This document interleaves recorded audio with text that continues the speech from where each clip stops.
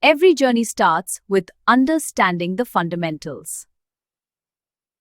Learn what SAS is and why it powers data analysis in industries like healthcare and finance. Next, install SAS on your computer. Tools like SAS on demand help beginners start quickly. Learning SAS syntax is like learning a new language. Start with data steps and simple procedures. SAS works with real-world datasets. Learn how to import Excel, CSV, and database files. Cleaning and organizing data is one of the most important SAS skills. Procedures like proc means and proc fric help summarize and analyze your data quickly. To become a strong SAS programmer, learn conditions, loops, and functions.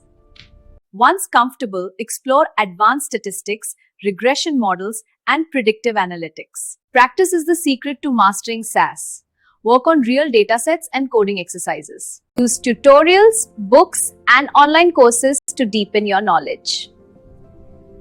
A certification proves your skills and boosts your career opportunities. Finally, apply your SAS skills to real-world problems and build a successful career in data analytics.